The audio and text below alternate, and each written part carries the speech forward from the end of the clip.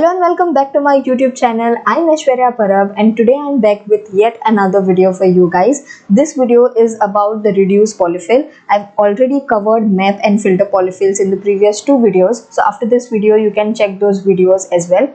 Now when it comes to reduce, as I said in the previous video, reduce is very it's probably the least used function on arrays, because it doesn't come to our mind effectively, but it is the most effective function. So it's very effective. Rather than chaining map and filter, I think if we use reduce, we can lessen the code a lot. And today we will first understand how reduce actually works in JavaScript, and then we will jump into designing and developing the polyfill for reduce. Okay, so what we'll do right now is we'll just take an array.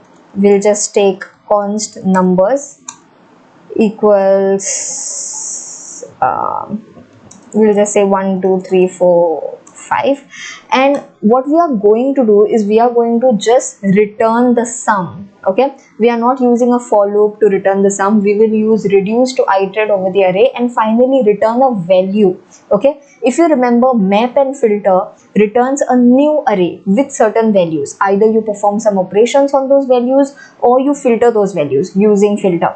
But in case of reduce, you don't return another array. In case of reduce, you return a value.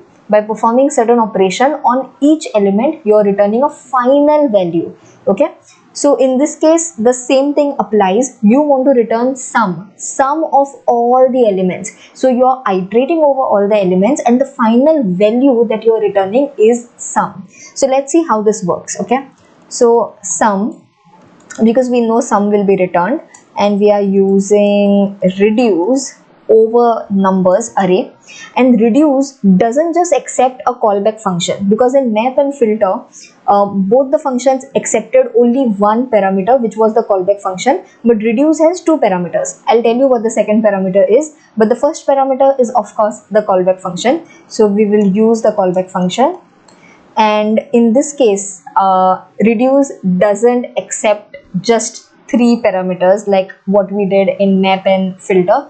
Reduce accepts four parameters inside the callback function. So the first parameter is something called as the accumulator, and I think the name explains itself, but I'll explain properly what an accumulator is. So we can just call it ACC, or you can also write accumulator completely. That's completely your call. For now, I'm writing ACC, which is short form for accumulator. Okay, so I'll just write it down here. ACC is accumulator. Okay, so the first parameter to the callback function is the accumulator. The second parameter to the callback function is the current value. So I can just write CURR, but just know it for yourself that CURR stands for the current value or the current element of the array, because you are iterating over the array, right? So every time you will get a new element, that current element will be pointed, like you will point to the current element using CURR. Okay, this basically points to the current element. And the third parameter here is the index. So from here onwards, it's very similar to map and filter. And the fourth parameter is the array itself, the array on which reduce is invoked. So in this case, numbers. Okay, so I hope this is clear. You have a callback function, but instead of just passing num, idx and numbers, we just change the terminology and we just call it current value. Okay, we are just changing the terminology a bit and calling it current value, and we are adding a new parameter, which is the first parameter taken by the callback function, called as accumulator. Okay, so this is your callback function, and here what do? You're returning a value. So you need to return some value. What is that value? Sum, right? Now this accumulator is called an accumulator for a reason. So what it does, it basically does the job. I'll write it down here. It basically does the job of sum equals sum plus current. It basically does this job, because when we need to accumulate a sum, what do? We write sum equals sum plus current, right? Or we can also write this down as this, right? We write it in this way, and then we continue with that sum. So right now I will have to ultimately return some value, so I can't continue with this, right? But inside this reduce, there is a value with which I can continue ahead. There is a value which accumulates all of the sums, like all of the previous sums, and that value is accumulator. So this accumulator basically behaves like sum equals sum plus current. So I can just say return accumulator, which has your previous sum. It accumulates all your previous sum, and then you are just adding the current value.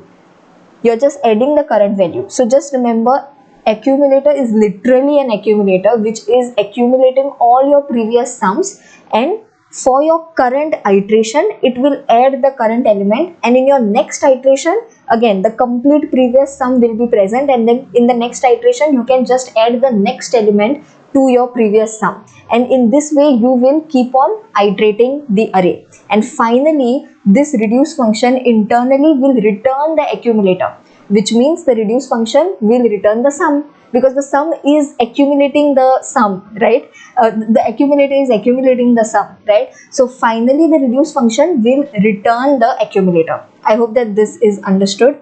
But this is how we write the callback function which is given to the reduce function. And the second parameter which is taken by the reduce function is the initial value. Okay, initial value. This is the initial value which is taken by the reduce function. Which initial value? This is the initial value of the accumulator. Okay, initial value of the accumulator. So in this case, remember, whenever we write a sum function, we always initialize sum to 0, right? So the best thing would be to initialize accumulator to 0, because accumulator here is actually a placeholder for our sum. Okay, so accumulator here initially is 0, then in the first iteration it will be 0 plus 1, because in the first iteration current will be 1. In the second iteration it will be 1 plus 2. In the third iteration it will be 3 plus 3, so on and so forth. Okay, and this is the initial value of your accumulator. And now if I console.log sum, and if I run this, okay, you will see that the answer is 15. And if we check this, till here I think we got 6 plus 4 is 10, 10 plus 5 is 15, so the answer is 15. So the sum of all elements in this array is actually 15, and that's the answer that we have got. Again, I'll just reiterate once more. We use the reduce function. The reduce function in turn takes two parameters. The first parameter is your callback function. Inside the callback function we can pass four parameters. The first one is the accumulator, the second one is the current value. These two are the most important ones. The third is your index, and the fourth is the array on which the reduce function is actually invoked. And what you return is basically you're adding something, or you're multiplying something, or you're subtracting something from an accumulator, and this accumulator inherently just takes all the previous results. This accumulator has all the previous results, and to this accumulator, if we want sum, then we will add the current element. If we want product, then we will multiply the current element. If we want difference, then we will subtract the current element, whatever our operation is. So this is how the callback function works. And when it comes to the second parameter of the reduce function, we pass the initial value of the accumulator, and ultimately the reduce function internally will return the accumulator to us, so we will get the sum as a returned value. So this is how this works. Now I think we can get started with actually designing and developing our reduce polyfill. So for our reduce polyfill, we need to ask ourselves a few questions first. The first question is, what is the type of our polyfill? So in this case, the type of our polyfill is a function, because reduce is a function, right? Reduce is a function, so the type is a function. And the second question that we need to ask ourselves is, on which object is this polyfill invoked, right? On which object is this polyfill invoked? On which object? So if you check, reduce as a function is called on an array. It cannot be called on an object. It cannot be called on a promise. It can only be called on an array. So the prototype that we need to change is the array prototype. So this is an idea that we have got now. So I think with these two findings, we can get started with the reduce polyfill. So first we will change the array prototype. So array.prototype.myReduce, because arrays prototype already has reduce. Now we need to create a new function for arrays prototype, which is myReduce. And I know that this will be equal to the function. So once we have written this down, the next thing that we need to ask ourselves is, what is this polyfill returning? What is the polyfill returning? Okay, what exactly is the polyfill returning? We know that it is returning a final value. It is returning a value, and this value is nothing but the accumulator. This value is the accumulator. So let's define this accumulator. Okay, let's define this accumulator, and finally we are returning this accumulator. This is one thing that we are sure about. Okay, now another question to ask ourselves is which parameters are accepted by the polyfill. Okay, which are the parameters that are accepted by the polyfill? So if you look at your reduce function, you will realize that your reduce function is accepting two parameters. The first parameter is your function itself, and in JavaScript this function is called as a callback function. So your reduce function is accepting your callback function, and the second parameter that your reduce function is accepting is an integer. In this case it is an integer, and this is your initial value. So can I say cbn initial value? Cbn initial value, this reduce function internally will accept two parameters, your callback function, which will be called for every element of your array. Okay, we know that we have to call this callback function here for every element of the array, and the second value is your initial value. Okay, so now there will be one question, right? You will have one question. Is this initial value even needed? Like, is this like a required parameter?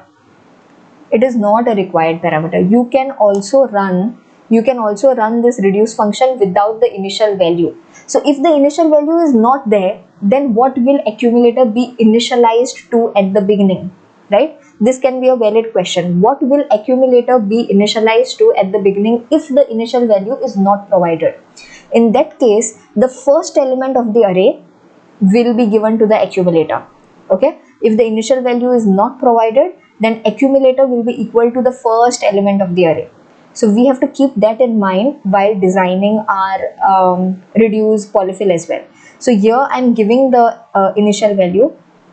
So now we have to keep that in mind, like how to change this accumulator, because see, this accumulator can either be equal to initial value if we are passing the initial value, otherwise, or it will be equal to the first element of the array. So just for name's sake, I'm just saying array of 0. Okay, right now we don't have anything called array, but if the initial value is not there, then accumulator will be equal to the first element. So this is something that we need to keep in mind. So now there's one more thing that you will realize is that if the accumulator is changing, so at times it can be the initial value, at times it can be the first element of the array. So if the accumulator is changing, let's say in this case the accumulator is initial value, then while iterating over the array in the for loop, your first index, or let's call it start index. Okay, I'm not writing the code as of now. I'm just trying to make you understand the logic. Okay, the code I'm not writing. So let's say that if the initial value is given, let's assume that the initial value is given, then in the for loop, the index that we start with, the start index, that index will be 0, correct? Because initial value is given to the accumulator, so we will start iterating from the 0th index. Okay, from 0 we will start iterating. But if the initial value is not given, then because of how reduce works, array of 0 or the first element will be given to the accumulator, and my start index that time will be 1. Which means because of my accumulator, my start index also changes. Because of my accumulator, my start index also changes. To whom will I give this start index, right? I will give this to my for loop. So let I equals start index. Till now I haven't defined start index, but I will give the start index to my for loop, and I is less than this dot length. I've already explained why we are using this dot length in the previous 2 videos, so you can watch those. And I++. Okay, this is the for loop which I'm using. So this start index will change according to my accumulator, and my accumulator will change according to how many arguments I'm accepting in this function, correct? So if the arguments that I'm accepting, if arguments dot length is greater than or equal to 2, if this function is accepting 2 or more arguments, then I'm sure that initial value is passed, correct? I'm sure that initial value is passed. So if that is the case, what I will do is I will just say accumulator equals initial value, because I know that if my arguments dot length is greater than 2, there are 2 arguments that are passed to this function, of course initial value will be passed, and that is given to the accumulator. Now one more thing that I'll just define here is also the start index, so that I can change the start index. So here we know if initial value is given to the accumulator, then start index will be 0, right? We are starting from the 0th index to iterate over it. Now if this is not the case, okay, if arguments dot length is less than 2, then I know that only the callback function is given. Only callback function is given to the reduce function. There's no initial value. So in that case, your accumulator will be equal to the first element of the array. So this is pointing to the array, okay? This here is pointing to the array on which reduce is called. So this of 0. Accumulator is pointing to the first element of the array, and the start index is now pointing to 1, okay? Remember, the start index is now pointing to 1 because we are starting the iteration from the first index, not from the 0th index, because accumulator is already pointing to the element at the 0th index, okay? So I hope you have understood how this works. This is especially important because we don't want to clutter the for loop, right? The for loop logic should be really simple, which is used to iterate over the array, okay? But we need to determine from where we are starting. To determine the start index, we need to know what our accumulator is, and to determine the accumulator, we need to know how to do that, and the best way to do that is to know if the accumulator is being passed or no. So if arguments dot length is greater than or equal to 2, I'm sure that accumulator is being passed, and that's why I'm changing my values in that way, okay? So I hope that this is easy. Now once this is done, once you know what your start index is, we know that we have to iterate over the array. So we will iterate over the array, and I will have to continuously change my accumulator, correct? Because ultimately I am returning my accumulator. So I will have to change my accumulator, and whatever the value of my callback function is, that will be stored as my new accumulator. So for every element, I will have to call my callback function, which takes the current accumulator, it takes the current value. So here you can see the current value. In this case, the current value will be this of I, array of I, correct? It also takes the index, and it takes the array itself, okay? So whatever my callback function is returning, that value becomes my new accumulator, and I will continuously iterate over my array. Once I'm done iterating over my array, I will finally return my accumulator. This is how it works, okay? So we'll just test this. There are more things to be added, but we'll first test this. So instead of reduce, I'm using my reduce. I should get the same answer if my functionality is working fine. And yes, it is working fine. I'm getting 15. So which means my functionality is working fine, and if you're a fresher, this will be accepted. But if you're a senior professional, you are expected to validate certain inputs and to make sure that there are no erroneous snippets in your code. So here again, I forgot to add that the parameters that are accepted by the Polyfill are the callback function and initial value, okay? Now validate your inputs. This is a very important step for senior software engineers. So the first thing that you will validate is the callback function, correct? So the first thing that you check is if type of callback function is not equal to function, then what do? You throw an error, you don't continue. So you throw new error, and in this case this is a type error, so we will throw a type error saying that callback function is not a function. So if your callback function is not a function, of course you don't need to continue, right? You don't have to continue. There's nothing to continue basically. So this is a validation that you put on the callback function. Initial value, you don't need to put any validation because it's optional. Now there's one more place wherein you can go wrong. Which is that place? Can you make out? Can you look at the code and can you make out which is the place wherein you can go wrong? Because this is very important. You need to find out which piece of code can give you an error and break your code. Take some time, pause and check. The place is this one, because you're assuming that you have an element. Like here you're saying accumulator is this of this of 0, which means you're assuming that you have one element in your array. But it can so happen that you can also call reduce on an empty array, right? You can call reduce on an empty array as well. So this shouldn't happen, right? This shouldn't happen, because if you call reduce on an empty array, you will not get anything here, okay? And this will be an erroneous code. So you can just say if array.length, if there's you can't say array.length, right? You have to say this dot length. So if this dot length is equal to 0, which means there are no elements. If there are no elements, here itself you have to throw an error. So you just say throw new type error, and I think the error that we have to throw here is reduce on empty array of empty array with no initial value. So of course, like this message you need not remember. Even I don't remember this message, but just know that this is an erroneous piece of code, and that's why you're putting an if statement to avoid an error here. Okay, you can put any other message here, but this is the message which JavaScript has: reduce of empty array with no initial value. So I think this is it. I will just save this once and run it again, and it still works. Okay, I hope I have changed this to my reduce. Yes, so it still works.